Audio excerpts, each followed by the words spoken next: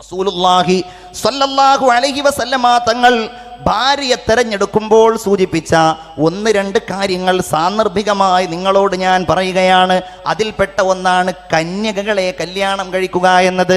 ഒരാൾ പ്രഥമ കല്യാണം കഴിക്കുമ്പോൾ അതിൽ പരിഗണന നൽകേണ്ടത് അവർ മുൻപ് മറ്റൊരു കല്യാണം കഴിക്കാത്തവരായിരിക്കലാണ് നല്ലത് എന്നേ ഉള്ളൂ. കാരണം റസൂലുള്ളാഹി സ്വല്ലല്ലാഹു അലൈഹി വസല്ലം പലപ്പോഴും സ്വഹാബികൾ കല്യാണ അന്വേഷണം നടത്തുമ്പോൾ, ഞാൻ ഇന്ന പെണ്ണിനെ കല്യാണം അന്വേഷിച്ചു, ഇയാൾ മുമ്പ് കല്യാണമൊന്നും അന്വേഷിച്ചിട്ടുണ്ടാവൂല. അപ്പൊ റസൂലുള്ള ചോദിച്ചത് കാണാം, ഹല്ലാ അഖദത ബിക്റൻ തുലാഇബുഹാ വതുലാഇബുക്, നിനക്കൊരു കന്യകയെ കല്യാണം കഴിച്ചുകൂടായിരുന്നോ? എന്നാൽ നിങ്ങൾക്കിടയിലുള്ള ആ സന്തോഷകരമായ ജീവിതം നന്നാകുമല്ലോ. വേറെ ഒരു ഹദീസിൽ കാണാം, അലൈക്കും ബിൽ അബ്കാർ, നിങ്ങൾ കല്യാണം കഴിക്കുമ്പോൾ കന്യകകളെ പ്രത്യേകമായി പരിഗണിക്കണം. ഫഇന്നഹുന്ന അഅദബു അഫ്വാഹ, അവർ നന്നായി കൊഞ്ചിക്കുഴഞ്ഞ് സംസാരിക്കാൻ അറിയുന്നവരാണ്.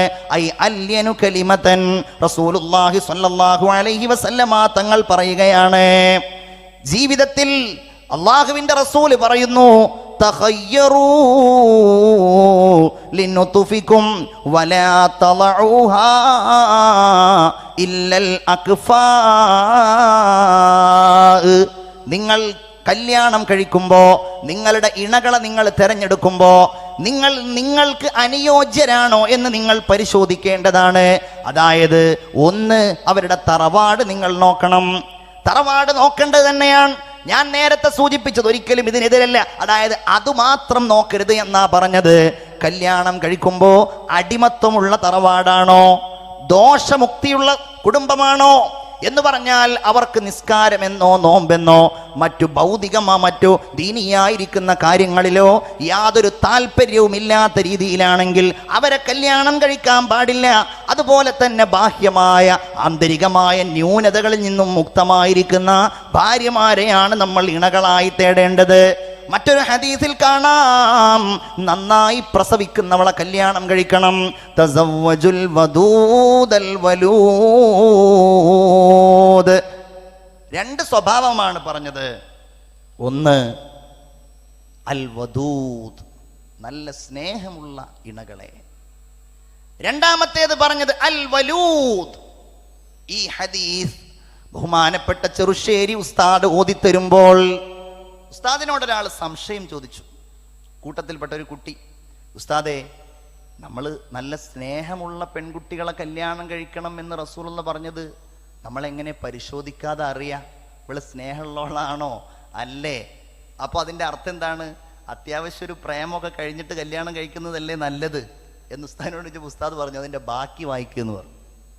അപ്പോഴാണ് അൽ വലൂദ്, നല്ല പ്രസവിക്കുന്ന സ്ത്രീകൾ, അതെങ്ങനെയാ മനസ്സിലാക്കാന്ന് ചോദിച്ചു. അപ്പൊ സ്വാഭാവികമായിട്ടും എല്ലാവർക്കും അറിയാമല്ലോ, അവരുടെ കുടുംബത്തിലേക്ക് നോക്കിയാൽ മനസ്സിലാക്കാൻ കഴിയും. ഏറെക്കുറെ അവരുടെ പാരമ്പര്യത്തെ നമുക്ക് നിർണയിക്കാൻ കഴിയും.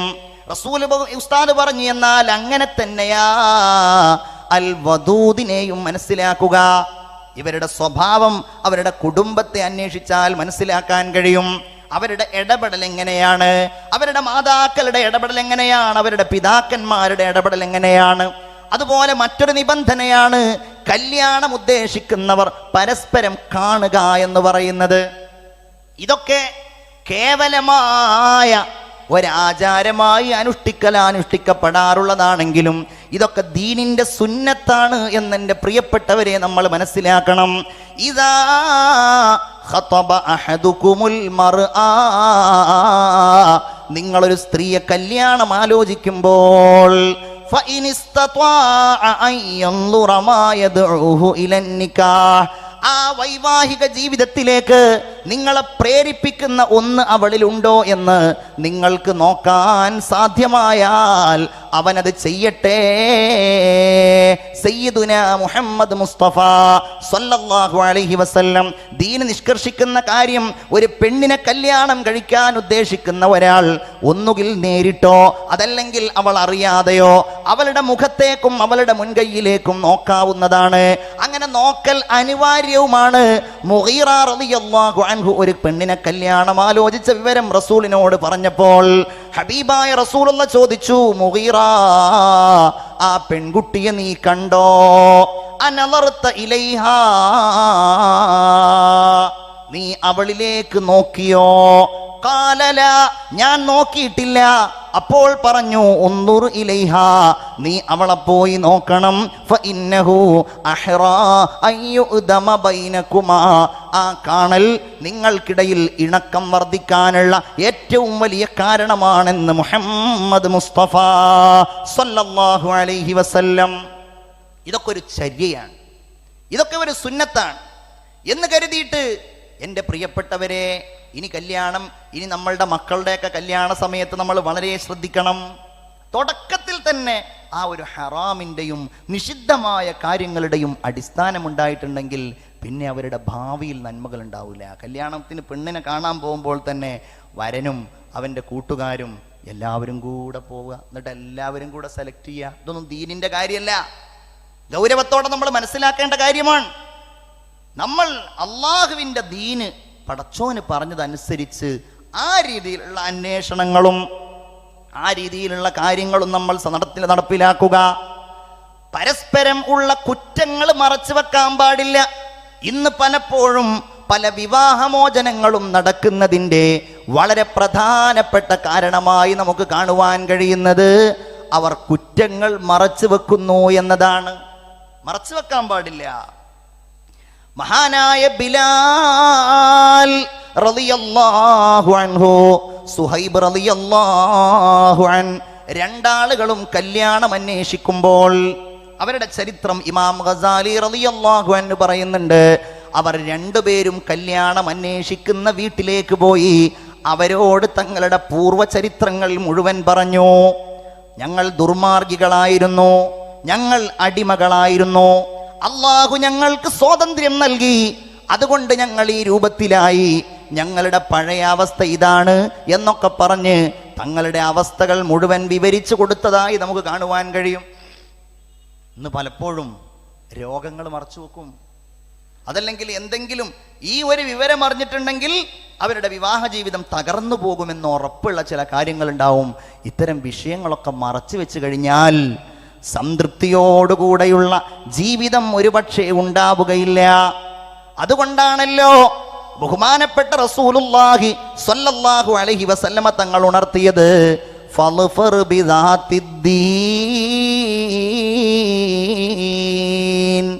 എല്ലാറ്റിൻ്റെയും അടിസ്ഥാനം ഇണകളിൽ ദീനുണ്ടാവുക എന്നുള്ളതാണ്. ദീനുള്ള പെൺകുട്ടികളെ കൊണ്ട് നീ വിജയിക്കണേ. ദീനുള്ള കുടുംബത്തിൽ കലഹമുണ്ടാവുകയില്ല. ലാ യഫ്റഖ് മുഅ്മിനുൻ മുഅ്മിനതൻ, ഒരു മുഅ്മിനും ഒരു മുഅ്മിനിനെയും ഒരു മുഅ്മിനത്തിനെയും ഒരിക്കലും ചൊറിയാൻ പാടില്ല എന്ന, ഓനെ കലഹത്തിൻ്റെ രൂപത്തിലേക്ക് എത്തിക്കുന്ന രീതിയിൽ സംസാരിച്ചിട്ടോ മറ്റോ പ്രയാസപ്പെടുത്താൻ പാടില്ല. നബിയുനാ മുഹമ്മദ് മുസ്തഫ സ്വല്ലല്ലാഹു അലൈഹി വസല്ലം ഇൻ കരിഹ മിൻഹാ ഖുലുഖൻ റളിയ മിൻഹാ ആഖർ, ഏതെങ്കിലും ഒരു സ്വഭാവത്തിൽ നമുക്കൊരു ചെറിയ വെറുപ്പുണ്ട് എങ്കിൽ മറ്റൊരു തൃപ്തിപ്പെടുന്ന സ്വഭാവം ആ വ്യക്തിയിൽ ഉണ്ടാകും എന്ന് നബിയുനാ മുഹമ്മദ് മുസ്തഫ സ്വല്ലല്ലാഹു അലൈഹി വസല്ലം. രണ്ടാമതായി, അപ്പോൾ ഒന്ന് ദീനുള്ളവളാവുക. രണ്ടാമതായി നിങ്ങളുടെ മേലിൽ നിർബന്ധമായ ഒരു കാര്യമാണ് ഭർത്താവിൻ്റെ ആജ്ഞാനുവർത്തിയാവുക. അതിൽ തർക്കമില്ല. ഇത് സ്വാതന്ത്ര്യത്തിനെതിരല്ല, ഇത് പ്രകൃതിക്ക് അനുകൂലമാണ്. എൻ്റെ പ്രിയപ്പെട്ട സഹോദരിമാരെ, നമ്മൾ തെറ്റിദ്ധരിക്കുന്നത് കൊണ്ടല്ല, പക്ഷേ പലരും തെറ്റിദ്ധരിപ്പിക്കുന്ന ഒരു കാര്യമാണ്, പെണ്ണിൻ്റെ സ്വാതന്ത്ര്യത്തിനെതിരാണ് പടച്ച തമ്പുരാന്റെ ഈ ദീനിന്റെ കാര്യമെന്ന് പറയുന്നത്. അല്ല, ഇത് അള്ളാഹുവിൻ്റെ ദീൻ പെണ്ണിന് നൽകുന്ന ആശ്വാസമാണ്, സ്ത്രീക്ക് നൽകുന്ന സ്വാതന്ത്ര്യമാണ്, അവൾക്ക് നൽകുന്ന സൗകര്യങ്ങളാണ്. ഒരു സ്ത്രീയെക്കുറിച്ച് നിങ്ങൾ ചിന്തിച്ചു നോക്കൂ. അവൾ ചെറുപ്പത്തിൽ പുരുഷനെ പോലെയല്ല, അവളുടെ മാതാവിൻ്റെയും പിതാവിൻ്റെയും ആ തണലിൽ അവരുടെ എല്ലാ കാര്യങ്ങളും. അത് പിന്നെ ആൺകുട്ടികൾക്കും അങ്ങനെയാന്ന് വെക്കാം. പിന്നെ നിങ്ങൾ നോക്കൂ, രണ്ടാമത് ഭർത്താവിൻ്റെ ഉത്തരവാദിത്തമാണ്, അത് പടച്ചോൻ ഏൽപ്പിച്ചിരിക്കുകയാണ്. മൂന്നാമതായി അവരുടെ മക്കളുടെ ഉത്തരവാദിത്തം എത്രത്തോളം എന്നറിയോ? അൽ ജന്നത്തു തഹത അഖ്ദാമിൽ ഉമ്മഹാത്ത്. എല്ലാറ്റിനും പുറമെ അല്ലാഹു തആല ഇവർക്ക് വലിയ സ്വത്തവകാശം നൽകി. മക്കൾ മരിച്ചാൽ, ഭർത്താവ് മരിച്ചാൽ, മാതാപിതാക്കൾ മരിച്ചാൽ അതിൽ നിന്നൊക്കെ ഓരോഹരി സ്വത്തവകാശം. ഇത് സ്വാതന്ത്ര്യമാണോ? അതോ സ്വാതന്ത്ര്യക്കുറവാണോ? നമ്മൾ ചിന്തിക്കേണ്ട കാര്യമാണ്. ആജ്ഞാനുവർത്തി ഫസ്സാലിഹാതു ഖാനിതാതുൻ ഹാഫിളാതുൻ ലിൽ ഗൈബ്. ഫസ്സാലിഹാതു ഉത്തമരായ സ്ത്രീകൾ. നമ്മുടെ വിഷയം അതാണല്ലോ, നല്ല ഭാര്യ. അതാരാണ്? ഖാനിതാത്, അവർ അനുസരണശീലമുള്ളവരാണ്. അവർ തൻ്റെ ഭർത്താവ് ദീനിന്റെ കാര്യങ്ങൾക്കനുസൃതമായി ജീവിക്കുന്ന ഒരാളാണ് എങ്കിൽ തൻ്റെ ഭർത്താവിനൊരിക്കലും എതിരാകാത്തയാളാണ്. റസൂലുള്ള ചോദിച്ചു, നബിയോട് ചോദിച്ചു, നബിയേ അയ്യുന്നാസി അഅളമു ഹഖ്ഖൻ അലൽ മർഅ. ആയിഷ ബീവി ചോദിക്കുകയാണ്, നബിയേ ഒരു പെണ്ണിന് ഏറ്റവും വലിയ കടപ്പാടുള്ളതാരോടാണ്? നിങ്ങൾ മനസ്സിലാക്കണം പ്രിയപ്പെട്ടവരെ, ഇത് വളരെ ഗൗരവമാണ്. ഇത് അള്ളാഹുവിൻ്റെ ദീന് കൽപ്പിക്കുന്ന കാര്യമാണ്. പെണ്ണിന് ബാധ്യതയുള്ളത് ഉമ്മയോടല്ല, പെണ്ണിന് ബാധ്യതയുള്ളത് ഉപ്പയോടല്ല, പെണ്ണിന് ബാധ്യതയുള്ളത് ദീന് പറയുന്നത് സൗജുഹാ, അവളുടെ ഭർത്താവിനോടാണ്. ആയിഷ ബീവി വീണ്ടും ചോദിച്ചു, നബിയേ ഫഅയ്യുന്നാസി അഅളമു ഹഖ്ഖൻ അലർ റജുലി, ആർക്കാണ് പുരുഷന്റെ മേലിൽ ഏറ്റവും വലിയ ബാധ്യതയുള്ളത് ആർക്കാണ്? അപ്പോൾ പറഞ്ഞു നബിയുനാ മുഹമ്മദ് മുസ്തഫ സല്ലല്ലാഹു അലൈഹി വസല്ലം, പുരുഷന് ഏറ്റവും വലിയ ബാധ്യത ആരോടാന്നറിയോ? ഉമ്മുഹു, അവന്റെ ഉമ്മയോടാണ്. പുരുഷന്റെ മനസ്സ് അവൾക്ക് വേണ്ടി സമർപ്പിക്കപ്പെട്ടതാണല്ലോ. അങ്ങനെയല്ലേ നമ്മളൊക്കെ നമ്മുടെ ജീവിതം അതിൻ്റെ ഏറ്റവും വലിയ ആഗ്രഹമായി, നമ്മുടെ ജീവിതത്തിൻ്റെ നിയന്ത്രണം, അതിൻ്റെ ക്രമീകരണം പുരുഷന്മാരെ ആർക്ക് വേണ്ടിയാണ് നമ്മൾ സമർപ്പിച്ചിട്ടുള്ളത്? നമ്മുടെ ഇണകൾക്ക് വേണ്ടിയല്ലയോ? അവരല്ലേ നമ്മെ പ്രോത്സാഹിപ്പിച്ചത്? അവര് നമ്മുടെ ജീവിതത്തിലേക്ക് കടന്നു വന്നത് കൊണ്ടല്ലേ മനുഷ്യരായ നമുക്ക് സമ്പാദ്യശീലമുണ്ടായത്? അതുകൊണ്ടല്ലേ നമ്മൾ ജോലി ചെയ്യുന്നവരായത്? അവര് കാരണത്താലല്ലേ, അതിൽ സംശയമില്ല. വഅൻകിഹുൽ അയാമാ മിൻകും വസ്സാലിഹീന മിൻ ഇബാദികും വഇമാഇകും, നിങ്ങൾ കല്യാണം കഴിക്കാത്തവരെ കല്യാണം കഴിപ്പിച്ചു കൊടുക്കണം. വിഭാര്യരായ പുരുഷന്മാരെയും ഭർത്താക്കന്മാരില്ലാത്ത കല്യാണം കഴിക്കാത്ത സ്ത്രീകളെയും നിങ്ങൾ കല്യാണം കഴിച്ചു കൊടുക്കണം. യകൂനൂ ഫുഖറാ യുഗ്നിഹിമുല്ലാഹു മിൻ ഫളിഹി, അവർ ദരിദ്രരാണ് എങ്കിൽ ചില ആളുകൾ പറയും കുറച്ച് കഴിഞ്ഞിട്ട് കല്യാണം കഴിക്കാം, പൈസ വരട്ടെ, അതാവട്ടെ ഇതാവട്ടെ. അല്ല, യകൂനൂ ഫുഖറാ യുഗ്നിഹിമുല്ലാഹു മിൻ ഫളിഹി, അവർ ദരിദ്രരാണ് എങ്കിൽ അല്ലാഹു തആല അവന്റെ ഔദാര്യത്തിൽ നിന്ന് അവർക്ക് ധനം കൊടുക്കാം, അവർക്ക് സമ്പന്നത കൊടുത്തേക്കാം. യകൂനൂ ഫുഖറാ യുഗ്നിഹിമുല്ലാഹു മിൻ ഫളിഹി എന്നതുകൊണ്ട് റഹ്മാനായ റബ്ബ് സുബ്ഹാനഹു വ തആല നമുക്ക് ഓരോരുത്തർക്കും അങ്ങനെ ഒരു ഉത്തരവാദിത്തം പുരുഷന്മാർക്ക് നൽകിയിരിക്കുകയാണ്. ആ ഒരു സമർപ്പണം, ആ ഒരു സ്നേഹമനോഭാവം, ആ ഒരു സാന്ത്വനം, അത് തിരിച്ച് നൽകൽ ബാധ്യതയാണ്. അവന്റെ കൽപ്പനകൾ അനുസരിക്കൽ ബാധ്യതയാണ്. ദീനിനെതിരല്ലാത്ത, ശറഇനെതിരല്ലാത്ത, ശറഇനെതിരായത് അനുസരിക്കാൻ പാടില്ല. അങ്ങനെയാണ്. അവിടെയാണ് മഹദിയായ ഹസിയ ബീവി റളിയല്ലാഹു അൻഹാ പ്രസിദ്ധയാകുന്നത്. ഇദ് ഖാലത് റബ്ബി ഇബ്നി ലീ വളറബല്ലാഹു മസലൻ ലില്ലദീന ആമനു ഇംറഅത ഫിർഔൻ. ഫിർഔനിന്റെ ഭാര്യ ആസിയ റളിയല്ലാഹു അൻഹാ ലോകത്തുള്ള മുഴുവൻ വിശ്വാസികൾക്കും വലിയ പാഠമാകുന്നു. എന്താണ് പാഠം? ഇത് ഖാലത്ത്, അവർ അല്ലാഹുവിനോട് പറയുന്നത് എന്താ? റബ്ബി ഇബ്നി ലീ ഇൻദക ബൈതൻ ഫിൽ ജന്ന. അല്ലാഹുവേ, നിന്റെ അവിടെ നിന്ന് നിന്റെ സ്വർഗത്തിൽ എനിക്കൊരു വീട് നീ നൽകണമേ. എന്തേ കാര്യം?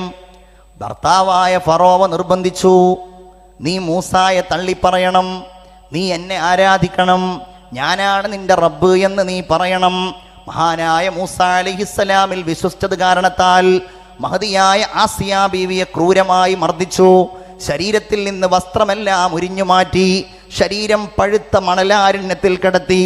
അതും പോരാഞ്ഞ് ചുട്ടുപഴുത്ത ചെമ്പിന്റെ വലിയ പലകകൾ കൊണ്ടുവന്ന് അതിൽ മലർത്തിക്കിടത്തിയിട്ട് മഹതിയായ ആസിയ ബീവിയെ ക്രൂരമായി മർദ്ദിക്കുകയാണ്, ക്രൂരമായി പീഡനങ്ങൾക്ക് വിധേയാക്കുകയാണ്. ശരീരത്തിൻ്റെ ഓരോ ഭാഗത്തും മഹതിയായ മറിയം റളിയല്ലാഹു മഹതിയായ ആസിയ ബീവിയെ ആണിയടിച്ച ശരീരത്തിൻ്റെ ഓരോ ഭാഗത്തു നിന്നും രക്തമിങ്ങനെ ചാലിട്ടൊഴുകുമ്പോൾ എൻ്റെ പ്രിയപ്പെട്ട വിശ്വാസി സമൂഹമേ, മഹതിയായ ആസിയ ബീവി റളിയല്ലാഹു അൻഹ ഒരിക്കലും അതനുസരിക്കുന്നില്ല, അതനുസരിക്കേണ്ടതില്ല. നിന്റെ ഭർത്താവ് നീ തലയിൽ മുണ്ടിടല്ലേ എന്ന് പറഞ്ഞാൽ അത് അനുസരിക്കേണ്ടതില്ല. നിന്റെ ഭർത്താവ് നിന്റെ ശരീരത്തിനെ വല്ലാത്ത അലങ്കൃതമാക്കുന്ന മോശമായ വസ്ത്രം ധരിക്കാൻ പറഞ്ഞാൽ നീ അതനുസരിക്കേണ്ടതില്ല. നിന്റെ ഭർത്താവ് ളുഹറും അസ്റും ഒക്കെ ഖളാ ആക്കി ഒരു ടൂർ പോകാൻ പറഞ്ഞാൽ നീ അതനുസരിക്കേണ്ടതില്ല.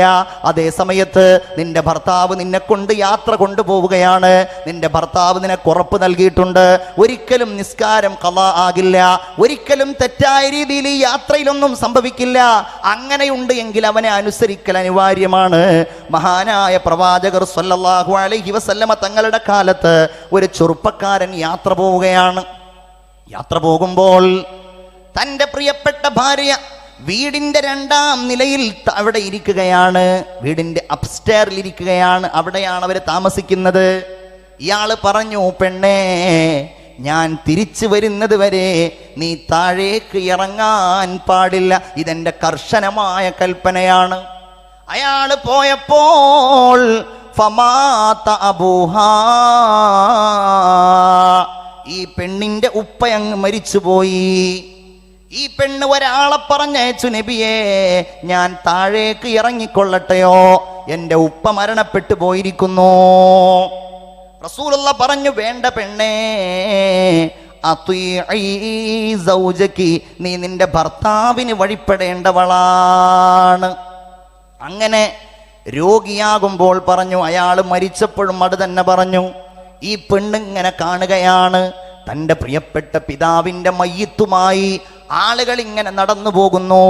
ജന്നത്തുൽ ബഖീഇൽ മറമാടി നബിയും സ്വഹാബികളും തിരിച്ചു പോകുമ്പോൾ അള്ളാഹുവിന്റെ റസൂൽ ഒരു സ്വഹാബിയെ വിളിച്ചിട്ട് പറഞ്ഞു, മോനെ, ആ പെണ്ണിന്റെ അടുക്കലേക്ക് നീ ചെന്നിട്ട് നീ പറയ്, ഇന്നല്ലാഹ ഖദ് ഗഫറ ലി അബീഹാ ബിത്വാഅതിഹാ ലിസൗജിഹാ.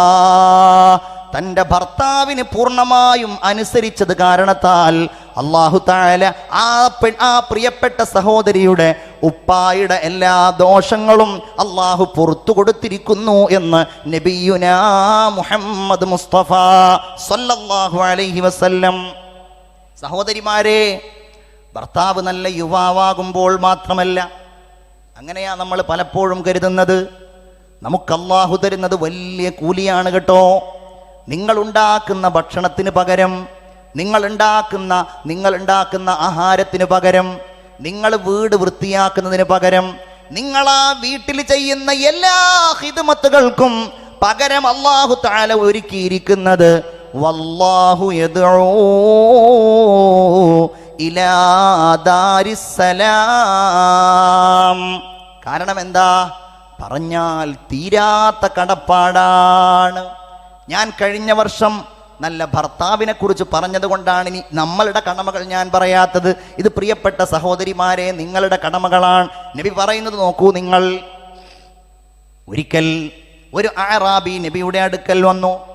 നബിയോട് ചോദിച്ചത് ഇങ്ങനെ തോന്നിയത് ഇങ്ങനെ ചോദിക്കുകയാണ്. അവിടുന്ന് പറഞ്ഞ കാര്യം എന്താണെന്നറിയോ? മുഹമ്മദേ, നിന്നിൽ ഞാൻ വിശ്വസിക്കണോ? ആ കാണുന്ന മരമുണ്ടല്ലോ, ആ മരം ഇങ്ങോട്ട് വരാൻ നീ പറ. നബി സല്ലല്ലാഹു അലൈഹി വസല്ലം ആ സ്വഹാബിയോട് പറഞ്ഞു, മോനെ, നീ പോയിട്ട് ആ മരത്തോട് പറ, യദ്ഊക മുഹമ്മദുൻ, സ്വലാത്ത് ചൊല്ലൂ, യദ്ഊക മുഹമ്മദുൻ സല്ലല്ലാഹു അലൈഹി വസല്ലം, മുഹമ്മദ് നബി നിന്നെ വിളിക്കുന്നുണ്ട് എന്ന് ആ മരത്തോട് നീ പറയൂ.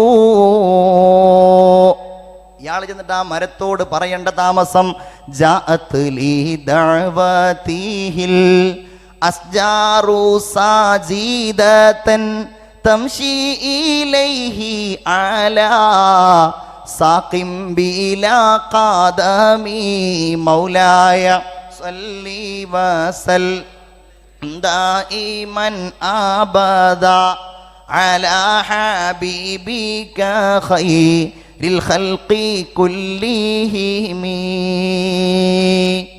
ഈ മരത്തോടയാൾ ചെന്ന് പറയേണ്ട താമസം, ആ മരം വലത്തോട്ട് ചെരിഞ്ഞു, ഇടത്തോട്ട് ചെരിഞ്ഞു. ആ മരം ഇങ്ങനെ ഒരു മനുഷ്യന്റെ മുമ്പിലേക്ക് നടന്നു വരുന്നത് പോലെ നടന്നു വന്ന് നബിയുടെ മുമ്പിലെത്തിയപ്പോൾ സ്വഹാബികളുടെ എല്ലാവരെയും അത്ഭുതപ്പെടുത്തിക്കൊണ്ട് ആ മരം പറയുന്നത് ജനങ്ങൾ കേട്ടു, അസ്സലാമു അലൈക യാ റസൂലല്ലാഹ് താജ്ദാറെ ഹറം നിഗാഹെ കറം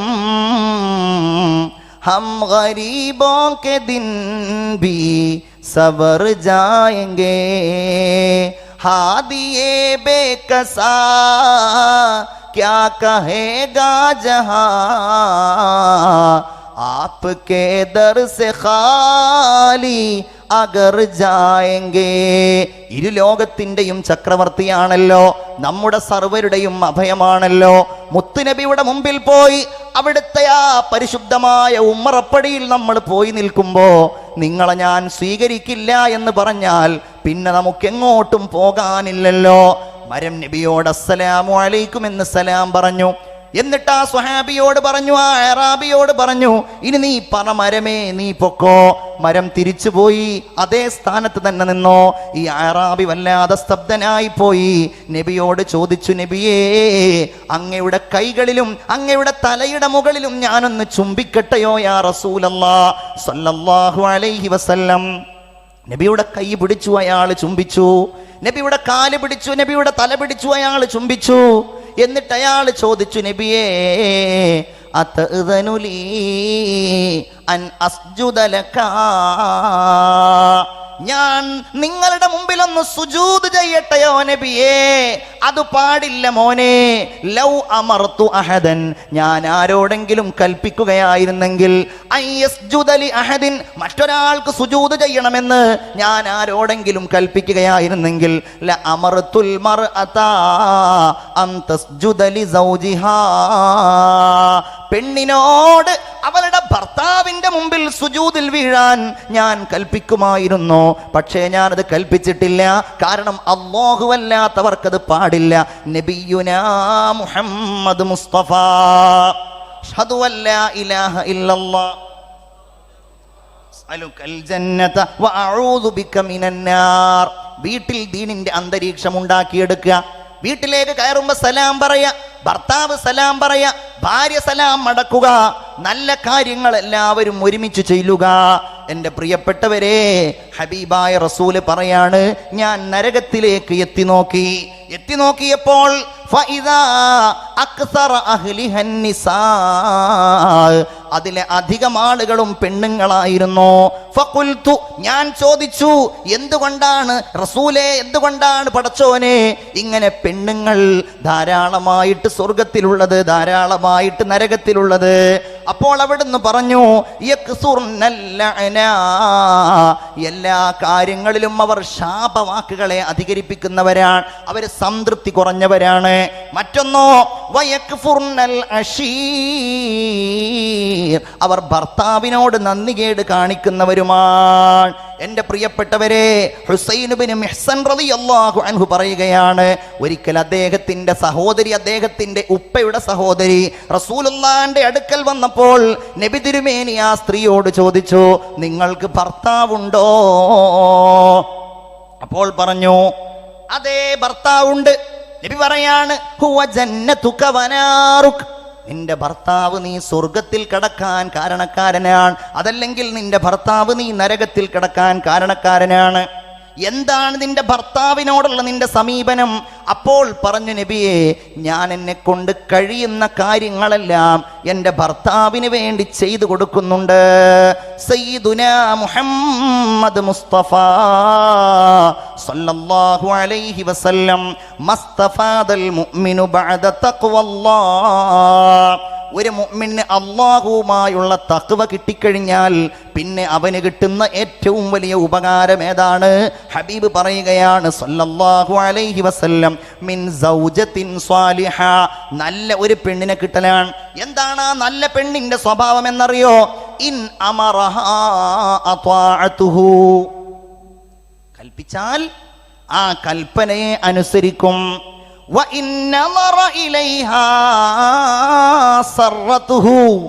അവളിലേക്ക് നോക്കിയാൽ അവനെ സന്തോഷിപ്പിക്കും.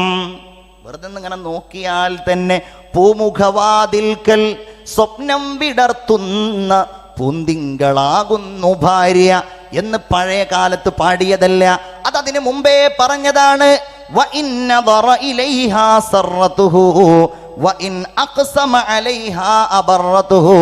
അവൾക്ക് ഗുണം ചെയ്യും, അവൾ ഗുണം ചെയ്യും. ഭർത്താവ് യാത്രയായാൽ, എൻ്റെ സഹോദരിമാരെ, ഭർത്താവ് ഗൾഫിലുള്ളവരുണ്ടാകും, പ്രവാസികളുണ്ടാവും. നമുക്ക് ആ പ്രവാസത്തിൻ്റെ നൊമ്പരങ്ങൾ കാണാൻ അവസരം കിട്ടില്ല, നമ്മുടെ മക്കൾക്കും അതിന് അവസരം കിട്ടില്ല. എൻ്റെ നാട്ടിലൊക്കെ പൊതുവെ അങ്ങനെയാണ്. ഞങ്ങളുടെ നാട്ടിലൊക്കെ ഒരുപാട് കാലം വാപ്പമാര് ഗൾഫിൽ പോയി നിൽക്കും. എനിക്ക് തന്നെ അനുഭവമാണ്. എൻ്റെ ഉപ്പ ഗൾഫിൽ പോയിട്ട് 3 കൊല്ലം കഴിഞ്ഞാൽ, 2 കൊല്ലം കഴിഞ്ഞാലാണ് എൻ്റെ വാപ്പ നാട്ടിലേക്ക് വരാറുള്ളത്. ഇപ്പോഴാണ് നമുക്കൊക്കെ അതിൻ്റെ ഒരു വേദന, അതിൻ്റെ ഒരു ഖേദം വല്ലാതെ തോന്നിപ്പോകുന്നത്. അന്നൊക്കെ അങ്ങനെയുള്ളവർക്ക്, അതല്ലെങ്കിൽ അങ്ങനെയുള്ള ജോലി ചെയ്യുന്നവർക്ക്, കച്ചവടക്കാരായ പ്രിയപ്പെട്ട ഭർത്താക്കന്മാരുണ്ടാകും. എല്ലാ ദിവസവും രാത്രി 8 മണിക്ക് വീട്ടിൽ വരും, രാവിലെ അവർ വീട്ടിൽ നിന്ന് പോവുകയും ചെയ്യും. കുട്ടികൾക്കൊക്കെ വാപ്പ വെറും ഒരു കച്ചവടക്കാരൻ, ഒരു ദിവസം പോലും ഒഴിവില്ല. പക്ഷേ അവരുടെ കഷ്ടപ്പാടിനെ കുറിച്ച്, അവരുടെ വേദനകളെ കുറിച്ച്, അവരുടെ വേവലാതികളെ കുറിച്ച് നമ്മൾ ഓർക്കാറില്ല. വെറി പ്രിയപ്പെട്ട സഹോദരൻ, അദ്ദേഹത്തെ പഠിച്ച് എഞ്ചിനീയറായ ഒരു കഥ ഞാൻ വായിച്ചിട്ടുണ്ട്. എഞ്ചിനീയറായി വാപ്പ കഷ്ടപ്പെട്ട് ദുബൈയിൽ ഒരു ജോലി നേടിക്കൊടുത്തിട്ട് ഇവൻ വല്ലാത്ത സങ്കടമായി. കാരണം സംസാരിക്കാൻ പരിചയക്കാരില്ല. വാപ്പ എന്നെ കൊണ്ടുവന്ന് പരീക്ഷിച്ചതാണ് എന്ന് കരുതി. പ്രിയപ്പെട്ട ഉപ്പ എന്നെ ബുദ്ധിമുട്ടിച്ചതാണോ? ആ ഉപ്പയുമായിട്ട് വലിയ ഒരു മാനസികമായ അടുപ്പമില്ല. അങ്ങനെ ഉപ്പ നിൽക്കുന്ന സ്ഥലം തൻ്റെ കൂട്ടുകാരൻ്റെ വാഹനത്തിൽ പോകുമ്പോൾ, തൻ്റെ സഹോദരൻ്റെ വാഹനത്തിൽ പോകുമ്പോൾ, കുറേ ദൂരെ അങ്ങാടിയിൽ നിന്നൊക്കെ, ടൗണിൽ നിന്നൊക്കെ എത്രയോ അപ്പുറത്ത് വിപുലമായ വിശാലമായ ഒരു ലേബർ ക്യാമ്പ്. ഈ ലേബർ ക്യാമ്പിൽ ഉപ്പയുടെ ലോകം തൻ്റെ പ്രിയപ്പെട്ട മകൻ കാണുകയാണ്. ആളുകൾ കൂട്ടമായി താമസിക്കുന്ന ലേബർ ക്യാമ്പ്, കട്ടിലുകൾ ഇങ്ങനെ അട്ടിക്കിട്ടിരിക്കുന്ന ലേബർ ക്യാമ്പ്. 25 കൊല്ലമായി തൻ്റെ ഉപ്പ പണിയെടുക്കുന്ന, തൻ്റെ ഉപ്പ താമസിക്കുന്ന. 2-3 കൊല്ലം കഴിഞ്ഞ് തൻ്റെ അടുക്കലേക്ക് സമ്മാനങ്ങളുമായിട്ട് വരുമ്പോ തന്നെ വല്ലാതെ സന്തോഷിപ്പിക്കുന്ന ഉപ്പ, ഈ വേദനയാലാണ്, ഈ ഖേദത്താലാണ് ഉപ്പ കഴിഞ്ഞത് എന്ന് ഈ മോൻ അപ്പോഴാണ് അറിയുന്നത്. കുറെ കാത്തുനിന്നു. തൻ്റെ കൺപീലികളിൽ പോലും ചെളിയും പൊടിയും പുരണ്ടിട്ട് തൻ്റെ ഉപ്പ ഇങ്ങനെ വരുന്നത് കണ്ടപ്പോ ജീവിതത്തിൽ ആദ്യമായിട്ട് പൊന്നുപ്പയെ ആ മകൻ കെട്ടിപ്പിടിച്ചു വെത്രേ. രണ്ടാളും കണ്ണീരണിഞ്ഞു വെത്രേ. ഉപ്പ കണ്ണീരൊഴുക്കിക്കൊണ്ട് പറഞ്ഞു, മോനെ എന്നെ വിട്, എൻ്റെ ശരീരം മുഴുവൻ വിയർപ്പും ചെളിയുമാണ് എന്ന് പറഞ്ഞ് ഈ മകൻ തൻ്റെ ഉപ്പയോട് യാത്ര പറഞ്ഞു പോരുമ്പോ കൂട്ടുകാരൻ ചോദിച്ചു, നീ എന്താണ് നിന്റെ ഉപ്പയോട് ഞാൻ ദുബൈയിൽ നിന്ന് നാട്ടിലേക്ക് പോവുകയാണെന്ന് പറയാത്തത് എന്ന്? മകൻ പറഞ്ഞു വെത്രേ, പോകുന്നുണ്ട്, പക്ഷേ ഞാനല്ല, എൻ്റെ ഉപ്പ പോവുകയാണ്. എൻ്റെ ഉപ്പ ഇനി ഇവിടെ ഒരു ദിവസം പോലും നിൽക്കണ്ട, ഞാൻ എൻ്റെ ജീവിതത്തിൻ്റെ തീരുമാനമാക്കി എടുത്തിരിക്കുകയാണ് എന്നതുപോലെയാണ് എൻ്റെ പ്രിയപ്പെട്ട സഹോദരിമാരെ നിങ്ങളുടെ പ്രിയപ്പെട്ട ഭർത്താക്കന്മാർ. അവർ ജോലിക്കാരായിരിക്കും, അവർ ഓട്ടോ ഓടിക്കുന്നവരായിരിക്കും, അവരുദ്യോഗസ്ഥന്മാരായിരിക്കും. നമ്മൾ കരുതും അവർക്ക് എന്ത് കഷ്ടപ്പാടാണ്. ആ കഷ്ടപ്പാടും വേവലാതിയും ഒന്നും നിങ്ങളെ അറിയിക്കാതെ എല്ലാ സങ്കടങ്ങളും ഉള്ളിലൊഴിച്ച് പലപ്പോഴും പരുക്കൻ ഭാവത്തോടുകൂടെ നിങ്ങളോടിടപെടുന്ന നിങ്ങളുടെ പ്രിയപ്പെട്ട ഭർത്താക്കന്മാരുണ്ടല്ലോ, അവർ നിങ്ങളിൽ നിന്നില്ലാതെയായാലും പോയാലും അവരുടെ കാര്യത്തിൽ നിങ്ങൾ ഗുണമാഗ്രഹിക്കണേ എന്നതാണ് സയ്യിദുനാ വ നബിയുനാ മുഹമ്മദ് മുസ്തഫ.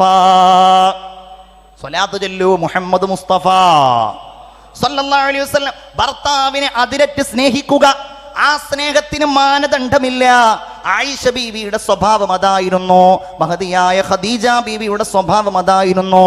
ഇദാ ദഅ റജുലു ഇംറഅതഹു ഇലാ ഫിറാശി, തൻ്റെ ഭർത്താവ് വിഷയാസക്തനായി കാമവികാരത്തോടെ തൻ്റെ ഭാര്യയെ വിരിപ്പിലേക്ക് വിളിച്ചാൽ, അവൾ വിസമ്മതം പ്രകടിപ്പിച്ചാൽ, ഭർത്താവിന് അവളോട് ക്രോധമുണ്ടായാൽ, ദേഷ്യമുണ്ടായാൽ, ലഅനതുഹൽ മലായിക ഹത്താ തുസ്ബിഹ, പ്രഭാതം വരെ അല്ലാഹുവിൻ്റെ മലക്കുകൾ അവളെ ശപിച്ചു കൊണ്ടിരിക്കുമെന്ന് മുഹമ്മദ് മുസ്തഫ സല്ലല്ലാഹു അലൈഹി വസല്ലം.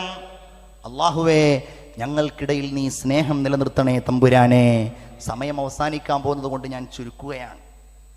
ഭർത്താവിനെ തൃപ്തിപ്പെടുത്തുക. ഭർത്താവ് ദേഷ്യപ്പെടുമ്പോൾ അതേ നാണയത്തിൽ ദേഷ്യപ്പെടുകയല്ല. പ്രത്യേകിച്ച് പ്രായമേറിയ ഭർത്താക്കന്മാർ, അവരുടെ സ്വഭാവത്തിലൊക്കെ ഒരുപാട് മാറ്റങ്ങൾ വരും. അപ്പൊ നമ്മൾ ഒരു ഊന്നുവടിയായി, അയാൾക്കൊരു ഊന്നുവടിയായി, അയാൾക്കൊരു തണലായി, മറ്റൊരു പ്രതീക്ഷയും നമുക്കില്ല. അള്ളാഹുവിൻ്റെ സ്വർഗം കിട്ടാൻ അത് തന്നെയാണ് മാർഗം. അനസ് റളിയല്ലാഹു അൻഹു പറയുകയാണ്, അലാ, റസൂൽ ചോദിച്ചു, ഉഖ്ബിറുക്കും ബിനിസാഇൻ ഫിൽ ജന്ന, സ്വർഗത്തിലുള്ള സ്ത്രീകളെ കുറിച്ച് നിങ്ങൾക്ക് ഞാൻ അറിയിച്ചു തരട്ടെയോ? അപ്പോൾ പറഞ്ഞു, അതെ, വദൂദുൻ വലൂദ്, നല്ല സ്നേഹമുള്ളവരും പ്രസവിക്കുന്നവരുമായ സ്ത്രീകളാകുന്നു. ഇദാ ഗളബത്, ഒന്നുകിൽ അവൾ ദേഷ്യപ്പെട്ടാൽ, ഔ ഉസീഅ ഇലൈഹാ, അല്ലെങ്കിൽ അവളോട് എന്തെങ്കിലും മോശമായിട്ട് ഭർത്താവിൻ്റെ ഭാഗത്ത് നിന്ന് പെരുമാറ്റമുണ്ടായി, അതല്ലെങ്കിൽ ഭർത്താവ് ദേഷ്യപ്പെട്ടു, അങ്ങനെയായാൽ അവൾ തിരിച്ച് ദേഷ്യപ്പെടില്ല. ഹാദാ യദീ ഫീ യദിക്, ഇതാ എൻ്റെ കൈ, ഇതാ നിങ്ങളുടെ കയ്യിൽ എന്ന് പറഞ്ഞ് പ്രിയപ്പെട്ട ഭർത്താവിൻ്റെ സ്നേഹം, പ്രത്യേകിച്ച് പുതിയ തലമുറയിലുള്ള പെൺകുട്ടികൾക്കൊക്കെ ഓൺലൈൻ അവരുമായിട്ടുള്ള ഒരു അറ്റാച്ച്മെന്റ്, അതൊക്കെ ഈ കാലഘട്ടത്തിൽ സ്നേഹം നിലനിർത്താൻ ഏറ്റവും സഹായകമാണ്. ചില സന്ദർഭത്തിൽ ഭർത്താവിൻ്റെ സ്വഭാവം അനുസരിച്ച് പെരുമാറാൻ കഴിയണം. ചിലപ്പോൾ അദ്ദേഹം ഒറ്റയ്ക്കിരിക്കുകയായിരിക്കും, ചിലപ്പോൾ അദ്ദേഹം ദേഷ്യത്തിലായിരിക്കും. അവിടെയൊക്കെ സ്നേഹത്തിൻ്റെ വലിയ മര്യാദകൾ പാലിച്ച് ഇടപെടണം എന്നാണ് ദീന് പറയുന്നത്. സേവനം ചെയ്യ, ഭർത്താവിന് സേവനം ചെയ്യ, ഭർത്താവിൻ്റെ അതിഥികൾക്ക് ഭക്ഷണം ഉണ്ടാക്കി കൊടുക്കുക, ഭർത്താവിൻ്റെ മാതാപിതാക്കളെ ബഹുമാനിക്കുക, അതൊരു വലിയ കാര്യമാണ്. ഭർത്താവിൻ്റെ ഉമ്മ പ്രായമായിട്ടുണ്ടാകും, ഭർത്താവിൻ്റെ ഉപ്പ, അവർ ഒരിക്കലും നിങ്ങളുടെ സേവകന്മാരായി കാണരുത്. ചില ആളുകൾ അങ്ങനെയുണ്ട്. നിങ്ങൾക്ക് ഭക്ഷണം ഉണ്ടാക്കി തരേണ്ട ആളുകൾ, നിങ്ങൾക്ക് ആഹാരം പാചകം ചെയ്തു തരേണ്ട ആളുകൾ, ആ ഒരു സ്വഭാവത്തിൽ നമ്മൾ അവരെ കാണാൻ പാടില്ല. അൽ മുഹാഫളതു അലാ മാലി സൗജിഹാ, തൻ്റെ ഭർത്താവിൻ്റെ സമ്പത്തിൽ സംരക്ഷണം സൂക്ഷിക്കുക. ലാ തുൻഫിഖിൽ മർഅതു ശൈഅൻ, ഒരു പെണ്ണും തൻ്റെ വീട്ടിൽ നിന്നൊന്നും ചെലവഴിക്കാൻ പാടില്ല. മിൻ ബൈതി സൗജിഹാ ഇല്ലാ ബിഇദ്നി. അപ്പോൾ ചോദിച്ചു, യാ റസൂലല്ലാഹ്, ഭക്ഷണവും ചെലവഴിക്കാൻ പാടില്ലേ? അപ്പോൾ പറഞ്ഞു, അതല്ലേ നിന്റെ ഭർത്താവിൻ്റെ സ്വത്തിൽ നിന്ന് ഏറ്റവും ശ്രേഷ്ഠമായത് എന്ന് പറഞ്ഞാൽ തൻ്റെ ഭർത്താവിൻ്റെ സംതൃപ്തി ഉണ്ടാവില്ല. ഇവർക്ക് ഭക്ഷണം കൊടുക്കുന്നത്, അതല്ലെങ്കിൽ ഇവരെ ഞാൻ സ്വീകരിക്കുന്നത്, അങ്ങനെ തോന്നിയാൽ, അതല്ല എൻ്റെ വീട്ടിൽ വരുന്ന അതിഥിയാണ്, എൻ്റെ നാട്ടിലുള്ള അനാഥരാണ്, എൻ്റെ നാട്ടിലുള്ള ഇന്ന സംരംഭമാണ്, അതിലേക്ക് സ്വതക്ക ചെയ്യൽ എൻ്റെ ഭർത്താവിന് ഒരിക്കലും അസംതൃപ്തി ഉണ്ടാവുകയില്ല എന്ന് ഉറപ്പുണ്ടെങ്കിൽ അത് ചെയ്യുന്നതിന് വിരോധവുമില്ല. എന്റെ പ്രിയപ്പെട്ടവരെ, ഞാൻ വിശദീകരിക്കുന്നില്ല. ഭർത്താവിന്റെ സ്വത്ത്, അവന്റെ വീട്, അവന്റെ കരണ്ട് എന്നൊക്കെ വീട്ടിൽ നമ്മൾ വളരെ ശ്രദ്ധിക്കണം.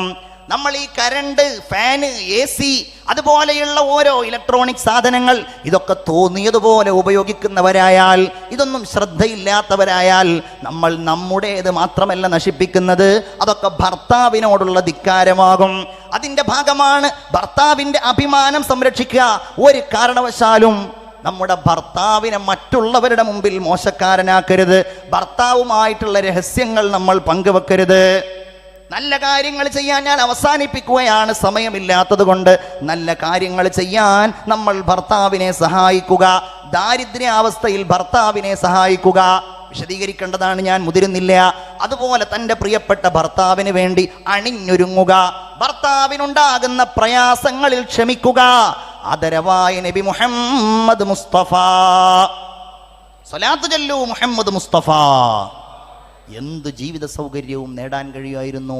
പക്ഷേ ആയിഷ ബിവി പറയാണ്, തുടർച്ചയായി ഞങ്ങൾ 2 പൂർണ്ണചന്ദ്രന്മാരെ കാണുമായിരുന്നു, ചന്ദ്രക്കലകൾ കാണുമായിരുന്നു.